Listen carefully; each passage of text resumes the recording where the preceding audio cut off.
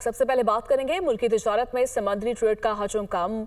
हुकूमत blue trade बढ़ाने के लिए सरगर्म है। नेशनल शिपिंग, मैरीटाइम और ट्रांस शिपमेंट पॉलिसी तैयारी के आखिरी मराहिल में दुनिया न्यूज़ ने जहाज रानी सनत के अरूजो जवाल की दस्तावेज हासिल कर ली है।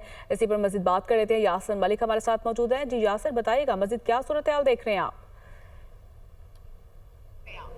देखिए, मुल्की तिजारत में समंदरी ट्रेड जो है उसका हुजम जो है वो कम होता हुआ दिखाई दे रहा है। हुकूमत ने जो है वो ब्लू ट्रेड को बढ़ाने के लिए जो अपनी सरगर्मियां हैं उसको मज़ीद तेज़ कर दिया है, जिसमें नेशनल शिपिंग, मैरीटाइम और ट्रांस शिपमेंट पॉलिसी जो है वो तैयारी के बिल्कुल आखिरी मराहिल में जो है वो पहुंच चुकी है।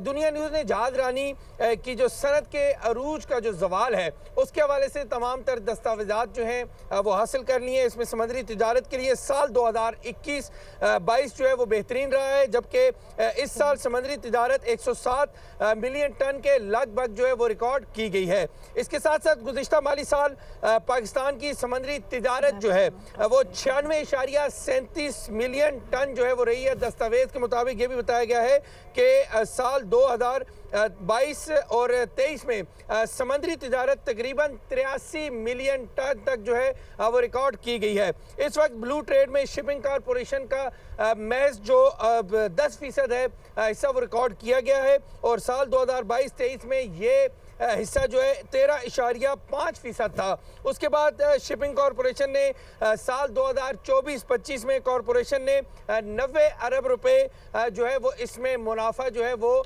कमाया है। अगले साल के लिए कबल टैक्स मुनाफे की हदफ जो है उसको 100 अरब जो है वो मुकर्रर किया गया है। कार्गो हैंडलिंग का हदफ जो है वो आइंदा बरस के लिए 104 मिलियन टन जो है वो मुकर्रर किया गया है। इसी तरह से शिपिंग कॉरपोरेशन के पास अगर बात की जाए तो इस वक्त 5 बड़े और जो 3 छोटे तेल बरदार जहाज जो हैं, तेल बरदार जो जहाज हैं वो इस वक्त मौजूद हैं, और शिपिंग कॉरपोरेशन के पास 2 पेट्रोल टैंकर जो हैं वो मौजूद हैं, जबकि मजमूई तौर पर अगर बात की जाए तो कार्गो गुंजाइश 3,97,000 मिलियन टन जो है वो इस वक्त मौजूद है। कार्गो ईंधन, पानी, अमला और शुक्रिया आपका।